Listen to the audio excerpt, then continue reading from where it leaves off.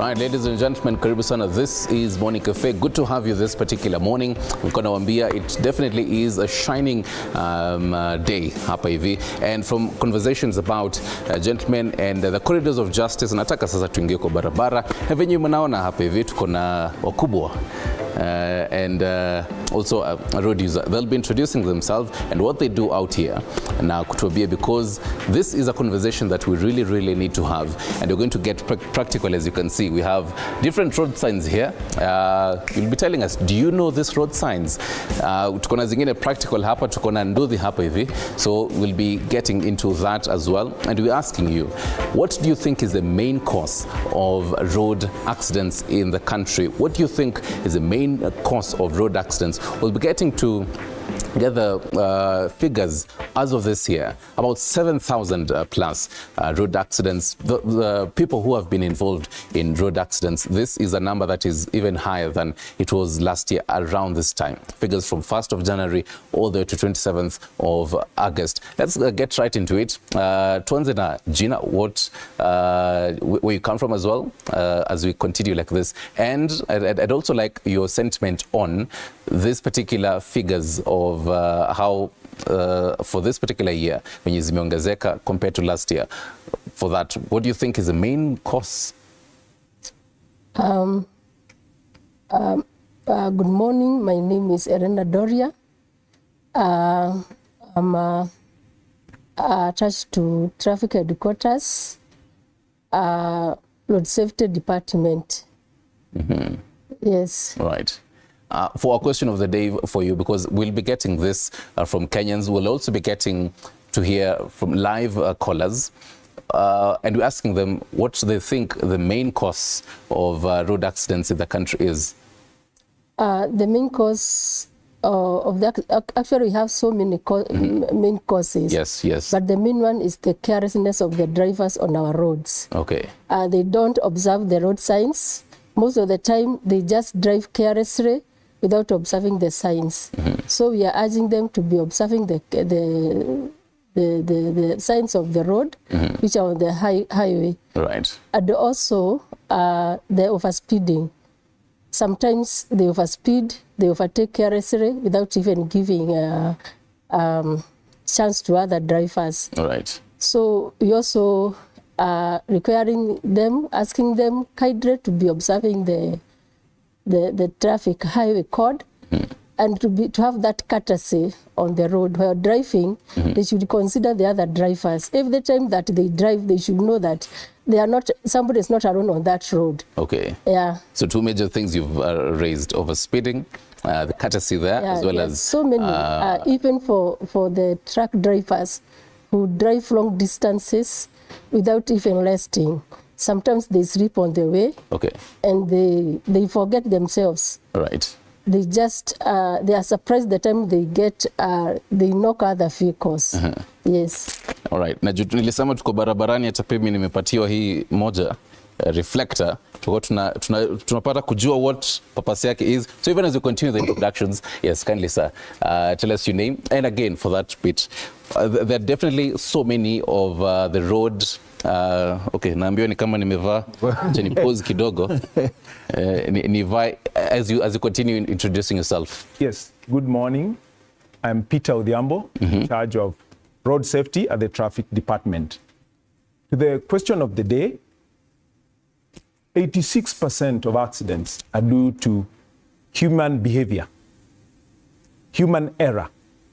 And this is not only constrained to drivers. We are talking about pedestrians, we are talking about motorcyclists, we are talking about all the general road users. So 86% of our accidents are because of human behavior. Mm-hmm. The driver not being very careful or not being mindful, like my colleague has said, of other road users. The pedestrian choosing to jaywalk, deciding not to use the designated crossing areas, jaywalking, and motorcyclists. It's a good thing that we have one here today. Yes, please, yes. Who, for some reason, do not necessarily follow the highway code. So it's not just one portion of road users. It's all road users not doing what they ought to do. Okay. Yes. Right. I'll ask you a very controversial question. Are police officers, traffic police officers, also part of kisimama kwa barabara? Are you also road users? When I stand on the road, I'm not there per se. When I'm a police officer, I'm not there as a road user. Okay. I'm there to ensure that road users, I'm sort of the prefect to make sure that the road users are using the road as they ought to. Okay. Okay, and to ensure there's free flow of traffic. All right. Yes, that is specifically as stipulated in the law. Right. Yes. So, now for the motorcyclist in the road, umesikia kitu wanasema, again, your introduction and for the question of the day today. Tunauliza wa Kenya hapa, the main cause of road accidents, wanadhani ni gani? As mtu anatumia barabara sana, unaona ni gani? Thank you. Kwa majina naitwa Eli Pegode. Hiyo ni jina lenye unaweza nipata nayo kwa M-Pesa, lakini jina lenye nipata nayo kwa barabara mimi naitwa Super Chairman. Ya nimesikia malalamishi ama opinion kulingana na barabara, ajali mingi zikitokezea utapata kitu yenye inatuua hii Kenya ni speed. Because watu hawajui mambo ya speed na watumie tena hizi signs, na although ziko kwa barabara zingine zinaonekana na zingine hazionekani, utapata wana overspeed, ndio inatumaliza sana sana. Okay. Yeah. Haya. Kwa sababu nyinyi wawili mmeongelea speed na both of you, from your perspective, ukiendesha hii pikipiki, Yes. maximum speed na uko pale Thika Road vizuri, tunasimanga barabara iko nywe hivyo, ile maximum speed unafaa uende nayo ni ngapi? 80 km, 80 km. 80 kilometers. Yes. Okay, sawa.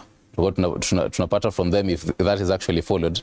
And now to you, sir. Your name, and then again to what we're asking Kenyans today. Your thoughts on, because again, ziko nyingi sana, the causes of road accidents in the country. Last month, even from NTC, mlisema, and even from the start of this year, there have been so many. But what is the major cause, according to you? Yeah, thank you. My name is Samuel Msumba, in charge of road safety programs at NTSA. And thank you for having us here to have this conversation. Really, the numbers, like you spoke about, they're so high. And they seem not to be coming down, right? From the beginning of the year, now we're heading to December, things are just getting bad every other day. I think we are now over 3,000 plus fatalities on our roads.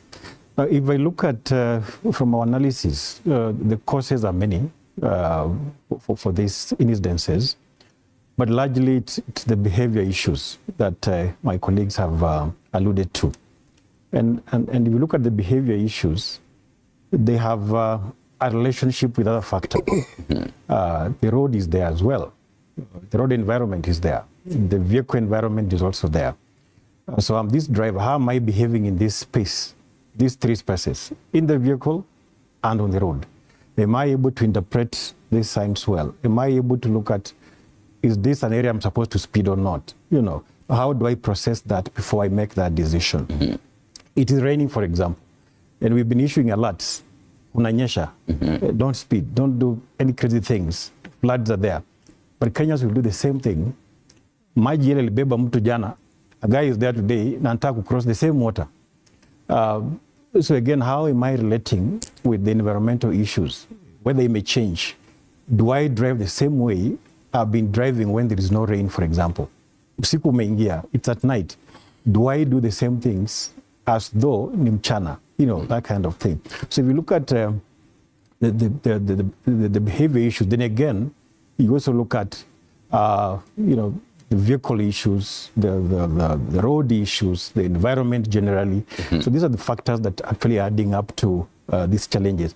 Look at the issues we had at Nithi. Nithi, it's an infrastructure issue. You look at the meandering, you know, of that space. Really, hata ukiwa driver mzoevu wa aina gani, that is a tricky road. There's no way you can do your tricks and get it right there. You just have to be careful. You just have to slow down, you know. So we are talking about, yes, behavior, but how are we relating with the other things, the road? How am I'm getting to Lele, I'm getting to the Mlima queues and all that, what's coming in my mind as this driver? So it's a mix of all this. It's the vehicle, it is the road, it is me now, the human being. How am I relating, with that? Right. And that really mixes the whole thing. Right. Yeah. All of you have given given us your thoughts on that question of the day, and just taking a look at what Kenyans are saying on our Facebook page. I'll start with the Cheche Kanadvule, anasema the main cause of road accidents on roads, corruption, that's the gate pass of unworthy vehicles being on the road and some unqualified drivers allowed on the wheels. The second one that ningependa pia thoughts zenu, I'll start with you here. Engineer Ward Phoebe anasema I blame these traffic police officers because the rate at which they collect bribes to their bosses is not fair. We must stand and condemn these traffic police. They are behind these accidents. Mwingine anasema Boaz academician carelessness na kujiamini. So I'd love your thoughts on that as well, what Kenyans are saying, and then we'll also get practical to understand. You had mentioned the traffic signs that watu wengi ni kama hajui, mtu anaendesha kwa barabara lakini anafika kwa, for example, anaona giveaway hajui ni gani. Yes, so your thoughts on what Kenyans are saying on these comments?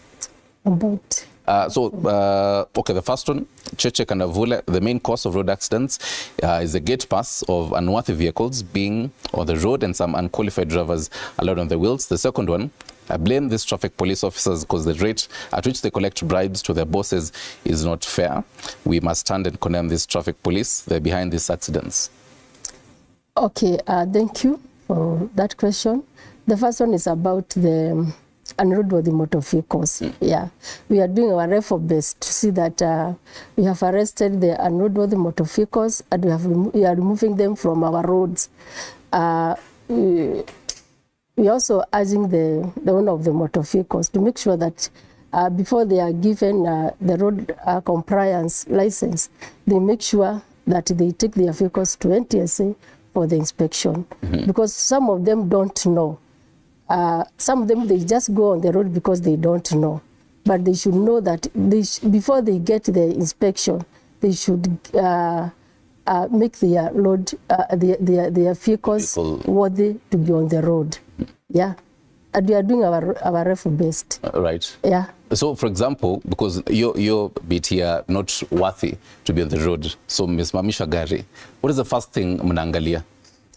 The first thing on the side of the unroadworthy vehicles, we check the tires, okay, whether they are supposed to be, whether they are on the right manner, right, whether they are on out or not on out, whether they are of the same size or not of the same size, because when they are on out, it's likely that they cannot be able to hold the surface of the road, especially when it is raining, and also the belt, the passengers' belts, especially for the APS-V vehicles, because in case of emergency braking, when the passenger has not tightened the belt, they hit the front seat with their head. That's what is making, which is increasing a lot of fatality on our road. Right. We also check whether they have been inspected. We check whether they have got the right document. When the vehicle has the inspection sticker, it means it has been inspected by an expert. Okay. And it's allowed to be on the road. Right. So we cannot arrest a vehicle which have got a valid inspection sticker, unless there is any other visible, like the tires that we see now, that the tires are on out, so the inspection is there. The tires have already on out. That one we arrest. Okay. And we detain it at the police station, and we call the motor vehicle inspector to come and re-inspect it again. Right. Yes. Haya, Wakenya mmesikia hayo. Call us live 0795-045-864. Mtuambie, even as road users, what are your thoughts on that? I'll kindly ask you, sir, the second one about the corruption. Yes, please. There's somebody who have said that corruption on the road, yes, I can rephrase it again, just to paraphrase what he says. I blame these traffic police officers because the rate at which they collect bribes to their bosses is not fair. We must stand and condemn these traffic police. They're behind these accidents. About corruption, corruption is in individuals. Okay. we cannot blame all the traffic police officers that they are corruption. Okay. Corruption is in the individuals, even in the other ministries. But I would like to remind them that traffic is two traffic way. The one who bribes and the one who receives the bribe, you are both to be blamed, because you are not supposed to bribe a police officer or any other person. You should be on the right way, those that be able to perform well. Right. Yeah. Okay. So even as you also chime in on this, Yes. I'll kindly ask you, Karibi hapa, so that because you have this whole signs Yes. and symbols as well. Yes. Because this particular signs, wacha hapa. All right. This particular signs are not only important even for the driver, but Yes. also I as a pedestrian, Yes. walking on the road. Do I need to know, for example, what this means, for example? So the major, you can look at, I don't know if you can tell us what each means, but then the most important here and the ones that many people don't actually know. Okay. Yes. As much as we need to know the road signs, there is an issue I pointed out Yes. of behavior. Oh, yes. Because most of these signs are self-explanatory. Even the warning signs. They are self-explanatory. You do not need to go to school to know that you are supposed to stop. You do not need to go to school to know that you are supposed to give way. Okay? You do not need to go to school to know that this is a pedestrian crossing, that we have road chips. Okay.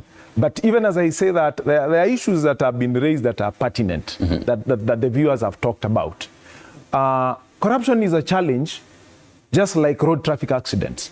It's not, there is no direct link between corruption and the road traffic accidents. It's just a challenge that we need to deal with. Corruption is a challenge that we need to deal with, and road traffic accidents are also a challenge that we need to deal with. And we are dealing with both these two issues. Okay. So I agree with them. There is corruption. We do not deny it exists, but we need to deal with it. But we also, when we would be surprised that when accidents happen, most of the vehicles, when we go and inspect, you find that they had complied.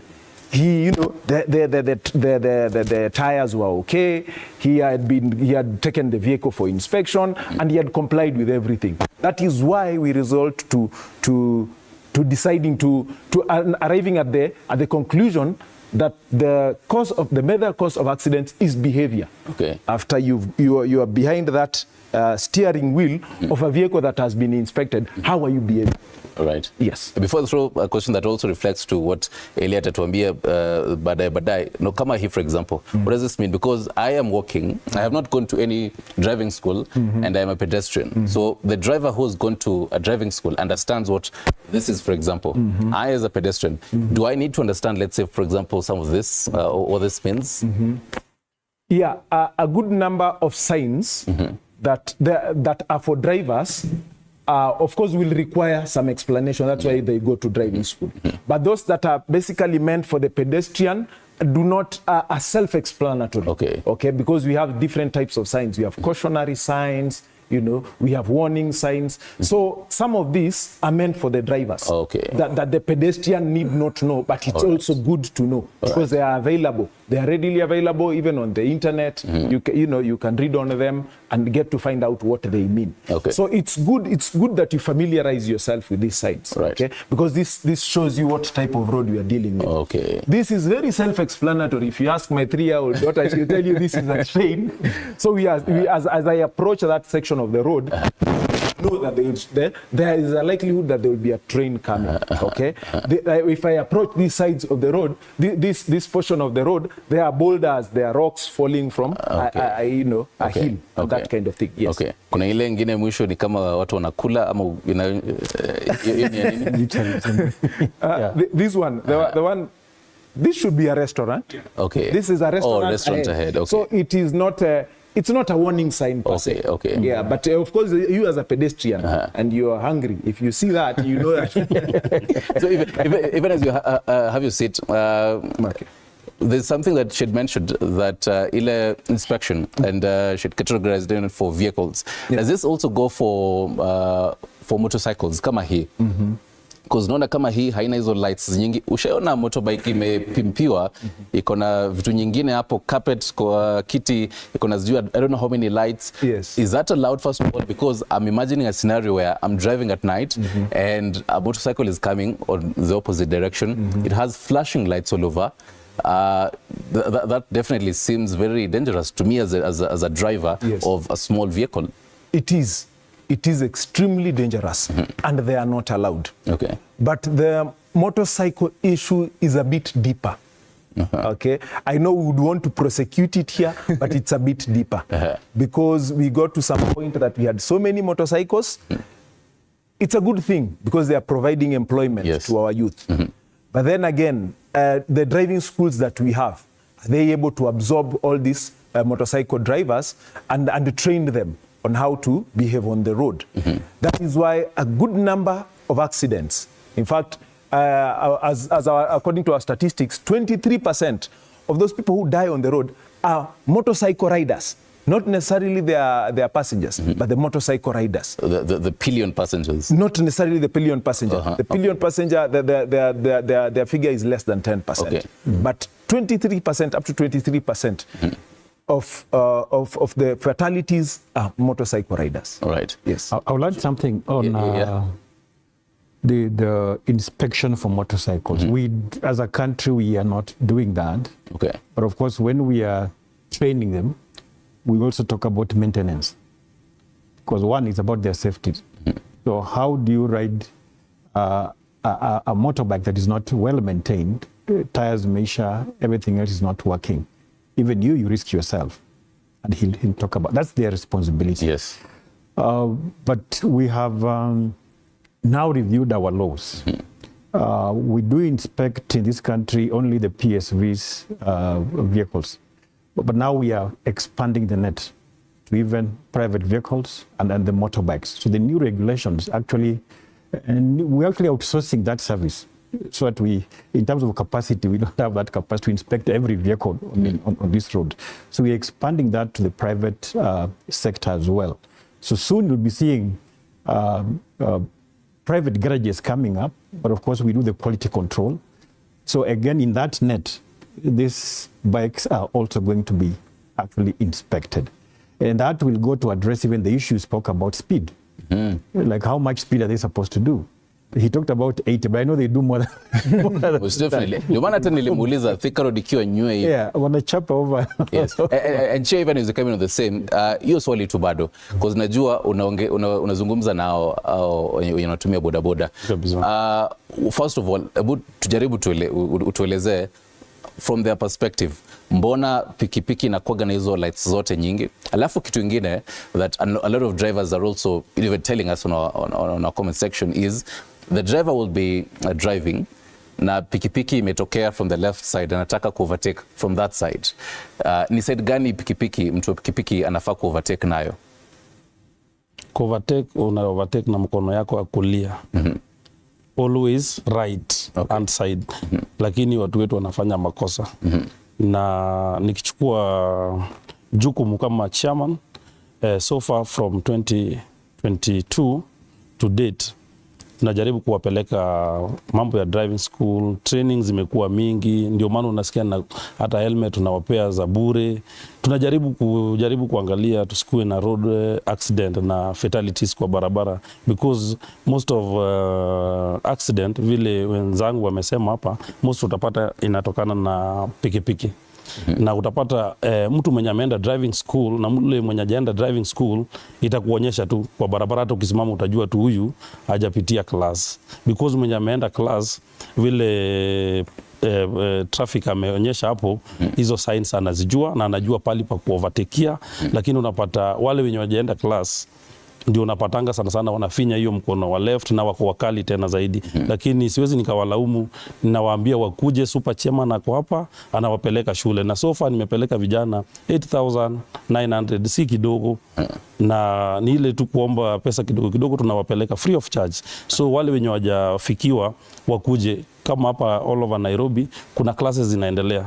Ukienda Kibra kuna class hii, Kawangware, Mkuru kwa Njenga, tunajaribu kama chairman tunajaribu kabisa. So kama chairman nitaomba kwa sababu tulisema tuko darasa kabisa, ndio all stakeholders pia na pia viewer aelewe. First of all, mimi kama nimekuja customer wako nifikishe mahali pale juu kidogo, so unaweza inuka kidogo because naona leo umebeba helmet 2 kabisa. Ndio ingine ni ya passenger, hiyo ni ya customer. Ini customer. So tuseme mimi ndio customer. Yes. Nikikuja kwako. Yes. Unafaa vitu gani unaniambia kama passenger? Kama passenger hata nataka turudi the way tulianzisha bodaboda hiyo 2013 2014. Utakuja usimame hii side ndio viewer angalie sura yako vizuri. Kabisa. Nataka nikueleze from the word beginning vile tulianza bodaboda 2013 to 2014. Hata customer mwenyewe alikuwa anajua ni nini yenye anataka. Customer alikuwa akitokezea huko, kitu ya kwanza anaangalia mtu msafi. Ya pili anaangalia mtu mwenye ako na helmet 2 hivi. Okay. Anajua huyo mtu ako kazi. Ya tatu anaangalia hii reflector. Unasikia akikuja hata tulikuwa yani ilikuwa ni mazoea sasa. Customer akikuja unapata reflector moja tunapendanga kuweka hapa. Unaona umemchomolea reflector anavaa. Unampea helmet kama hajui kuvaa helmet because helmet sio tu watu wavae tu helmet because unapata watu wengine hawajui kuvaa helmet. Helmet inafaa customer wako ukimpea akishavaa hivi umake sure ameclip ndio hata mkipata accident isitoke kwa kichwa. Lakini most of our Kenyans wengine hawataki kuvaa helmet na wengine utapata helmet naivaa tu, hataki kuweka hiyo clip, anaivaa tu hivi. Wengine watavaa opposite, sijui wamevuta bangi gani wanavaa hivi. So tunajaribu kusensitize watu wetu wavae helmet, na hii helmet ni kiombo ndogo na inasaidia pale pakubwa because najaribu kama chairman unapata accident ikifanyika mtu wa pikipiki. Hii lami sio mattress pale utaanguka na upone. Hii lami imetengenezwa na mawe, kichwa ikigonga kama hujavaa hii, kusema ukweli accident hiyo kichwa wako tumeona wengi kichwa wako itapata injury, na ukipelekwa pale hospitali kitu ya kwanza daktari anakuambia hii kichwa ndio imeumia. Ataangalia huku chini tunaweza tibu vizuri, lakini hata kama itamaliza mwezi ama miaka 2 utakuwa sawa. Lakini kichwa unapata ni sensitive whereby ukienda pale wanakuambia tunafanyia scanning.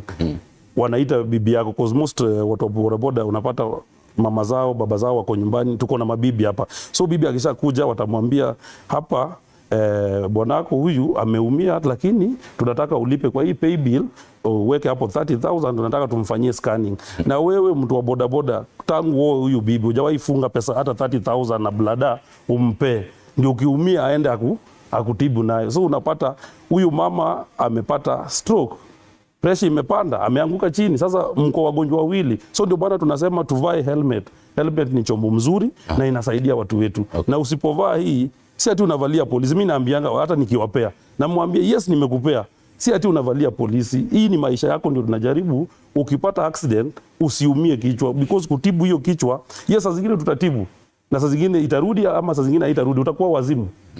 Wako hapa na tunajaribu kuwaeleza wavae helmet. Helmet ni chombo mzuri sana. Na hata saa hii ukiangalia tuko na mashirika kutoka mbalimbali, FIA Foundation, utapata Helmet Coalition wako hapa Kenya, Transaid na stakeholder kama NTSA. Huwa tunaenda kwa ground, tunawaambia vile wanavaa helmet na umuhimu ya helmet because Kenyans wako waambie wasensitize ndio wapate, lakini hawajuangi umuhimu ya helmet. Na sana wenye utapata wenye hawavai helmet ni wale vijana mayoyo, wale wenye hawajawahi kuwa na bibi, hawajui hata kununua pampers, ndio utapata wanaenda tu hawavai helmet, hawavai reflector. Na reflector vile ulisema mara ya kwanza, tena tuvalie polisi reflector. Ukivaa the moment umeivaa hivi, kama gari ilikuwa inakufuata, hiyo light inapiganga hiyo gari, ina reflect kwa mtu mwenye anaendesha gari, anajua kuna mtu mbele yangu. Unapata ni usiku mtu hajavaa reflector. Like, so hapo watu ndio walikuwa naenda. So papa sema mimi kuvaa mchana ni gani? Kama passenger. Kwa sababu I'll assume ni mchana, driver mwenye kunyuma ananiona. Nakwambia this means of transport katika traffic yote visibility ni number one. That's why tunawaambia hiyo taa hata mchana inawashwa. Mchana, yes. It's visibility because iko ndogo in any traffic. So they must be seen. That's why tuna insist lazima uvae hiyo anytime tutakuona. So for example, because nataka hata viewer pale nyumbani elewe. So mimi ni customer, acha tutoe hii. Hii inafaa ikuwe kwa pikipiki? Yes. Inaingia pande gani? Hii unaweza ifungilia mahali hapo. Haya, so tuseme iko hapo. So when ndio driver umekaa chini, briefly ndio pia we get even the corrections from them. Watuambia hapa hapana. Hapa hii inafaa ifanywe hivi. So ingia. So mimi nafaa ningoje uwashe engine ama haya. So umevaa helmet. Yangu ulisema naivaa hivi? Yes.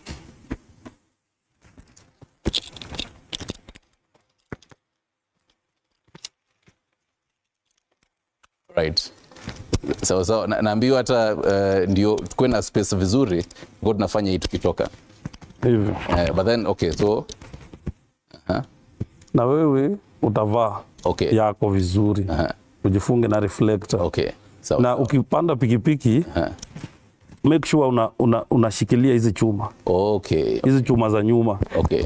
Hapa hakuna starehe sana. So unaweza shikilia hiyo, unaweza nishikilia. Okay. Ndio at least hata tukipita bump kama huku umekaa stable, wewe ndio utakosa accident. Utapata tumeanguka ama siku aware huko ama huku kwa aware tunapita bump. Tukiruka ujue utaruka ukianguka chini. Right. So ni lazima ushike hizi chuma ama ushike driver. Okay. Yeah. Sawa. Aya, na review tutakuwa tunafanya hii yote vizuri, the practical bit. Ukitoka hapo hivyo tu nje vizuri. But before that, Madam Dori, when you take a look at barabara zetu, si zote zitakuwa na pathway. Mimi kama pedestrian nataka nitembe, so najifinyilia sana kwa barabara.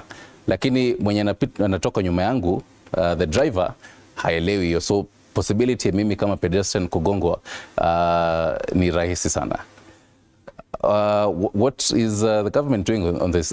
Itabidi, because unaweza angalia population, let's say a certain road ilikuwa imejengwa na population ya hapo around haikuwa juu nyingi sana, lakini over time that road maybe needs expansion ama kitu kama hiyo.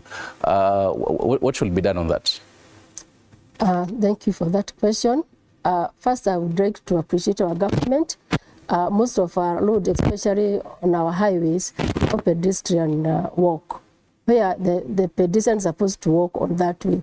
Where there is no pedestrian walk, that's why we are saying that the drivers and everybody, including the border on the road, we should have courtesy and know that everybody is a road user, either a pedestrian, a cyclist, or a motorcycle. So we should have a courtesy on our roads, and wherever there is no pedestrian walk and you see there is a pedestrian in front of you, they should at least slow down and give way to the pedestrian. Yeah. Right. How about the citizen policing, for example? Nilikuwa natembea mahali, let's say Thika Road, and I realized that ile matatu o hiyo nganya, hiyo bus haiendi vizuri. Maybe one, it's over speeding, as tumesema, and even maybe it's because there's overtaking, and then kando pali fake overtake is using another route. I, as a citizen, I maybe tag at NTSA traffic department, niwaambie this is happening. Yes. Does that work, for example, the citizen policing? It should. It should. First of all, if you bring it to our attention as a traffic police, we will take immediate action because it is your responsibility. It's a civic duty. Then again, it's your life that is at risk. Even if for no other reason, it's your life that is at risk. You have a right to demand that this vehicle be driven the right way.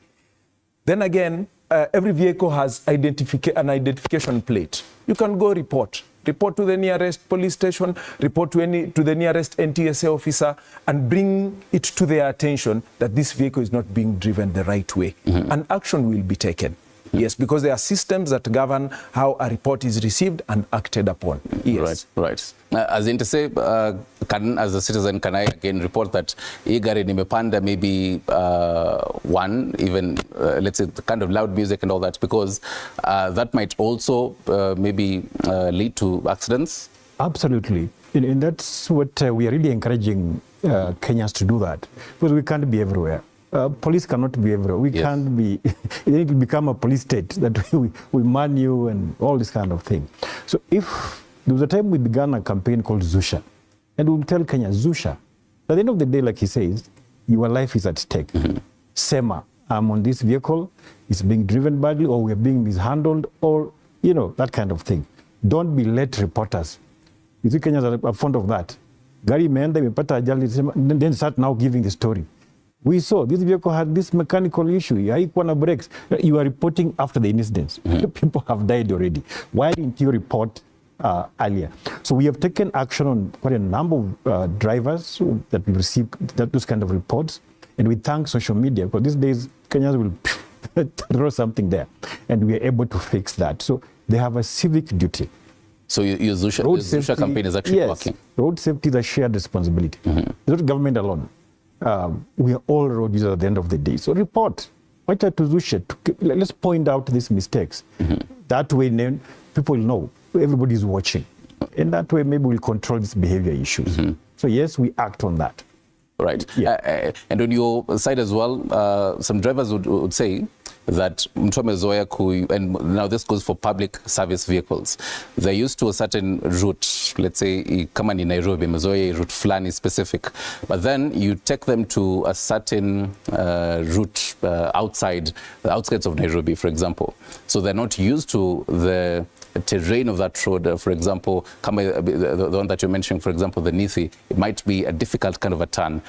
Is that a possibility as well when it comes to road accidents? Absolutely.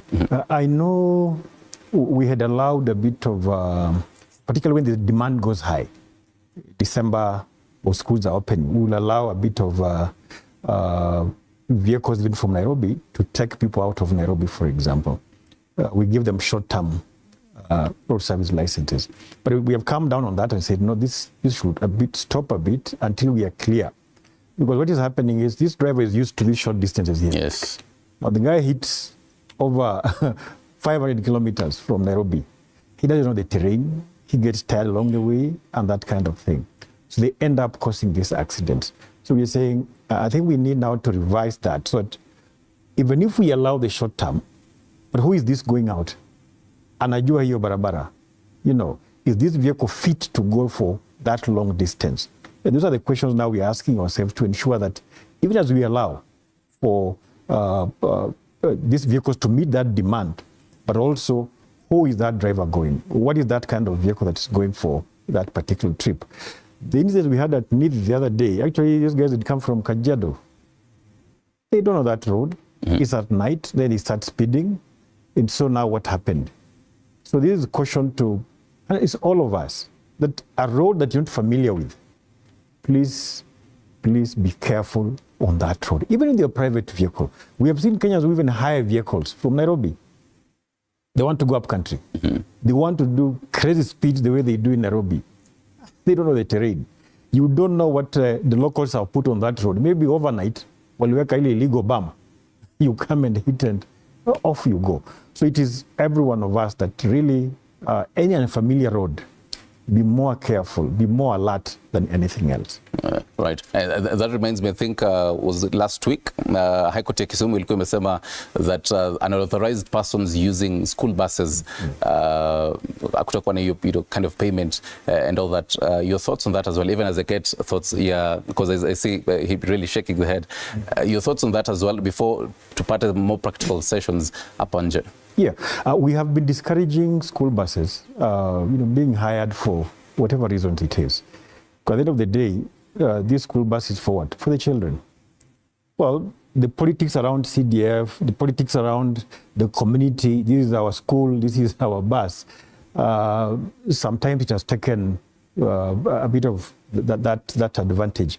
But we have been cautioning that really this is meant for the children. It's not for any other road users. And the temptation to be on the road for so long, particularly when you don't have children, is so high when you have the locals on board. Because they want to stop here, they want to buy this, they want to do, and then you delay on the road. That has seen incidences happening on this road. And that's why I think we were so happy when the court pronounced itself on that and said, moving forward, school buses will not be allowed to do this kind of business. Because they are for children, honestly. Why would you put this bus on the road, overwork this bus, just because people are giving some little money here, you know, near watoto. By the time children open school, they start using this bus. Already, imechoka. The drivers are also even tired, this kind of thing. So really, we are so happy with the pronouncement of the court, and that is the direction now we shall get. So does this mean even from the traffic department you're going to see, you're going to be stopping any school bus and just confirming that are there students in here, are just unauthorized persons who maybe they're heading to a certain concert, funeral, event, and they're not supposed to be using this bus? The court just interpreted a law that existed. Okay. It was very obvious, because if you board a school bus and you're not a student or a staff in that school, you are uninsured. Because yes, the passengers that are insured in these vehicles are students or anybody who is staff or belongs to the school community.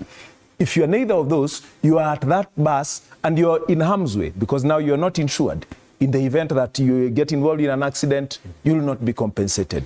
So we have been doing it. We even have a unit called the Government Vehicle Check Unit, especially dealing with the school buses that belong to that are semi-government, okay, that are agencies of the government. So we have been doing it, and we will continue doing it. And we will charge you for being an uninsured. And we'll charge the driver for carrying an uninsured passenger. Right, yes. Right. Your last thoughts, nitamalizia na Eli, chairman, because tulikuwa tunatoka na yeye hivyo nje, but your last thoughts on, because we've really talked a lot on very pertinent issues that Kenyans have been raising, even from your side as a traffic department you've been raising, but just to summarize it, what do Kenyans really need to know, even as they step on the Kenyan roads today? Good. Civic policing. Let me be my brother's keeper. That's number one. Number two, it is my responsibility to ensure that I am safe on the road, and I ensure that even my brother, the other person using the road, I make sure that they are safe by using the road like I ought to. Because even as a pedestrian, because up to 70% of the victims of our roads are pedestrians and motorcyclists. If we are able to crack this code of dealing with passengers and dealing with motorcyclists in a way that is harmonious, we do not want to fight. In a way that is harmonious, we are agreeing that from today, this is what we will be doing, and I'll be policing my brother. If we go that way, we are going to bring down these numbers. Right. Madam Dure, your last thoughts, again, something that Kenyans really need to know this morning, according to you. Thank you for that question. It's very important. All Kenyans, everybody, because now it's everybody who uses the road.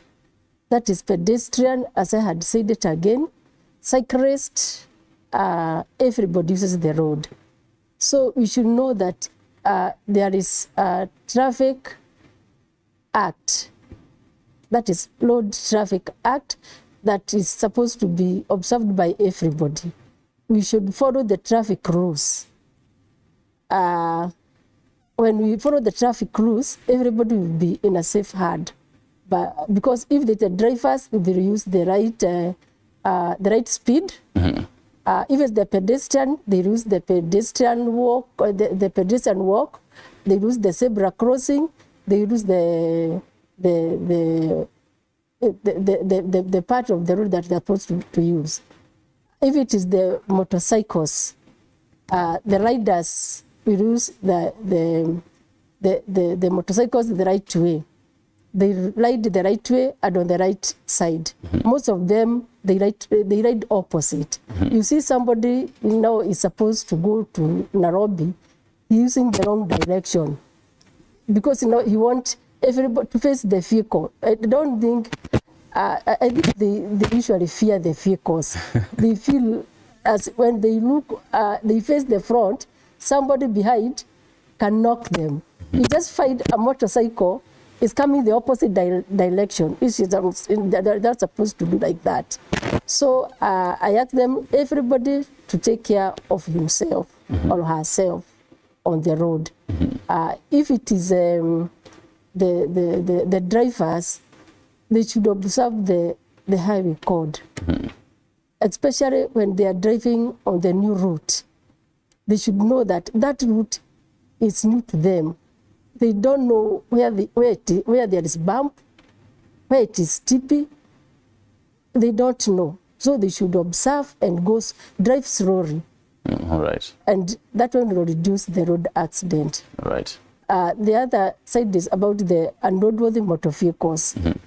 When the driver or the rider starts the journey, they should first check their vehicles. They should see that if it's the vehicle, the tires is on the right condition. If it's the seats, they're on the right condition. The governor is working so that they will be able to drive the right speed at the right place. You see on our roads how there is some parts that you're not supposed to drive above 50 kilometers per hour. All right. Other sides, they are not supposed to drive above 80 kilometers per hour. Thank you. So they should observe that one. Right. Yes. Say in about like 20 seconds, kindly, your last thoughts, alafu tufunge na ili tukitoka. Yeah, thank you. I want to say that as a country now we are at a crossroad when it comes to road safety matters. The worst part of it is people are dying. So whichever way you look at it, we are at risk. I wish this was the slogan for every Kenyan, that safety is not just a slogan, but it will be actually a way of life. Yeah. When I wake up, before I start that engine, what am I telling myself? You know, I start that journey, like she's saying, that journey planning. Yes. What am I telling myself? And on the road, I wish to ask all of us, Right. courtesy. So. Heshima kidogo, tuheshimiane, you know. Idle courtesy will survive. I'll love to take that as the last bit. Eli, tukimalizia, even as pia mimi nikianza kupanda, tutaona venye tutakuwa tuna maliza kwanza, tupatie mawaidha ya wanaboda wenzako na kusikiza hii asubuhi. Yes. Ungetaka wajue nini? Unaweza angalia hiyo. Thank you. Kwa wanabodaboda wenye wamenisikiza asubuhi ya leo, mambo yenye imefundishwa hapo ni mambo ya barabara na ni muhimu kwa kila Mkenya, na ningependa kusema barabara ama road si jukumu tu la NTSA, ni jukumu la kila Mkenya, kuanzia kwa nyumba mpaka kwa barabara. Inafaa tukue tunazungumzia hata kwa nyumba yako, ukiwa inafaa ufundishe watoto mambo ya road safety ama kuvuka barabara, because hata tukisoma primary walikuwa wanatuonyesha hizo signs za kuvuka na kufanya whatever. So tunajaribu kuambia tu wa Kenya tukue waangalifu kwa barabara na tusi overspeed kama wajamaa wangu wa Nduthi, wale wenye wamepimp sana ndio wanaenda mbio sana. Najaribu kuwaambia speed kill, so tujaribu tu kupunguza mwendo na tuende polepole, ndio tuone siku ya kesho. Na kwa wale tena wenye wajaenda driving school, pali unanisikiza, unaweza nitafuta hapa Nairobi Super Chairman. Ukuje, mimi nitakupeleka driving school upate hizo courses, na still bado napeana helmet. Niko na mashirika kadhaa yenye wamejivolunteer, wameleta helmet. By this week ama next week naanza kudistribute vile huwa nafanya, because siwezi nikasimama kwa barabara na nipeane kwa barabara mpaka tufundishane kuvaa tena. Asante sana. Haya, wakurugenzi asanteni sana. Pia mimi nikipanda, haya toa kwanza. Aya, sawa. Asanteni sana for watching. This has been Morning Cafe. Tuonane kesho for Wednesday. This is Morning Cafe right here. Hotter than your coffee. Akiendelea kupanda na kuvaa helmet, Unajua wakubwa watakuwa hapa na watatushika sahi, mkubwa watatushika hapa sahi. Vaa helmet. Haya, tuonane. This is Morning Cafe. I'm Stanley Nyirungita. Kwaheri for now.